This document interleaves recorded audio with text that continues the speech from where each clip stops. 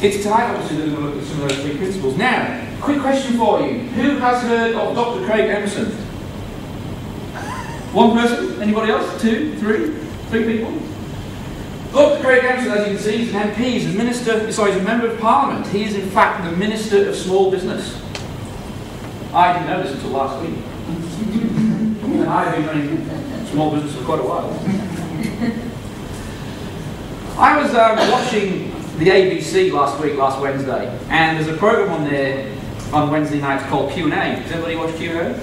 Yep. Well, he was actually on the panel. Basically what Q&A is, you have a panel of experts, government officials and journalists and economists and things like that. And he was on there this one evening, last week he was. And they have an audience, and basically the audience asks questions of the panel.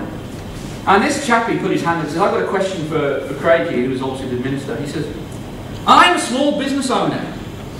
What are you, Craig, doing as the Minister for Small Business to help me, a small business owner, in these difficult and hard economic times? And the minister turned and looked at this guy and he said, funny you should ask that question. In a way a politician only can. And he said, well, I've actually been touring around Victoria this week, speaking to small business owners. And he said, the common question, well, the common sort of theme that I was getting from all these small business owners was that we all need somewhere to go for help. We're all suffering hardship in these difficult times. We all want somewhere we can go and seek advice on how to get over a particular problem or how to grow or whatever it is, but somewhere where we can all go to work out our business problems, because we all have them.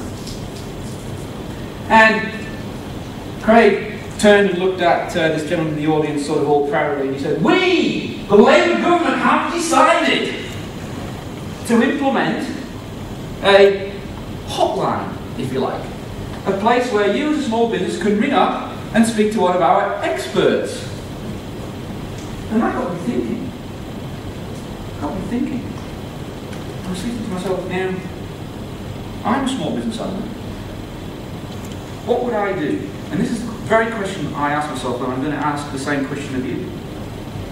I said, would you as a small business owner, A, call this hotline and talk to some government bureaucrat who's probably never ran a business in their life, may have gone to university and studied business studies and he's literally only read a few textbooks. Maybe he's reading from a crib sheet. I don't know, but I don't know where they get the information from. But would you rather speak to this individual, or would you rather speak to Bill Gates, Sir Richard Branson, Henry Ford? Who would rather speak to the government bureaucrat? Who would rather speak to Bill Gates? And that's exactly what I thought to myself. I thought, would I ring this guy up? Or would I want to know what these guys did? Only one answer for me. Couldn't think of another answer. It's obvious. I want to know what Bill Gates did. And this, of course, is the opportunity you have right now. If you haven't already studied the Think and Grow Rich, then the answer to a lot of your problems is right here. Now, for most people, what they do is something like this. They may generate a household budget. And in this household budget might be something like well, we've got to pay the mortgage, we've got a car loan, we've got credit card debt, we've got the food on the table, maybe buy some clothes occasionally, maybe holiday once a year, maybe go to the pub once a week, things like that. And they basically come up with a monthly household budget, how much they're going to spend every month. What have they just done there? Think about what they've just done by doing that process. They've implanted a thought into their subconscious mind. Guess what happens? They earn just enough to pay those monthly expenses. You may hear it, or hear it referred to as going from one paycheck to the next. That is exactly what happens. You see, they told their subconscious mind, we need to earn enough money to pay off the mortgage, the credit card, etc., etc., etc. And that is exactly what happens. That's exactly what happens. That's because, as far as their subconscious mind is concerned, their burning desire is to pay off the mortgage, the credit card, and the car, and all the rest of it.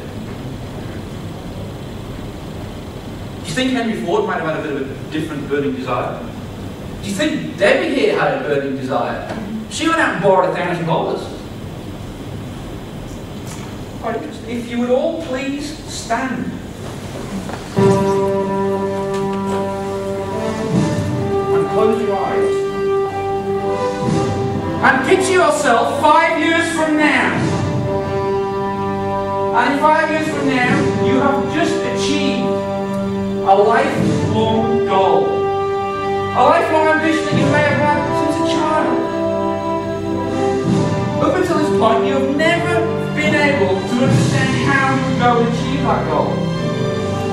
You may have put it to the back of your mind because you thought it was possible.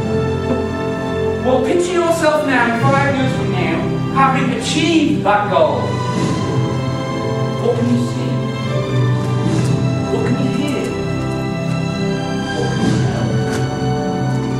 Perhaps it's the sound of the ocean lapping up against a golden beach in your own deserted island. Perhaps it's the smell of fine leather as you step into your dream car for the very first time. Perhaps it's the sight of your children running up to you in Africa as you go around trying to cure starvation. It doesn't matter what the dream is. What's important is that it's your dream. Each one of you has a burning desire. That's right, a burning desire. Picture yourself now, achieving that lifelong dream. You're getting excited. Your palms are beginning to sweat.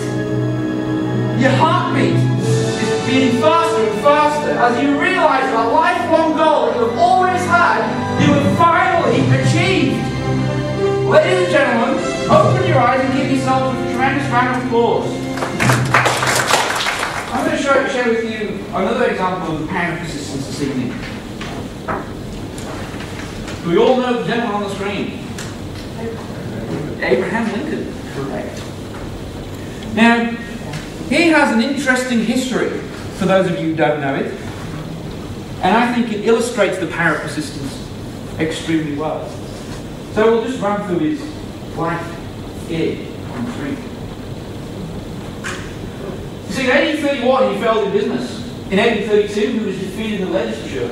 In 34 he failed in business again. In 35 his partner died.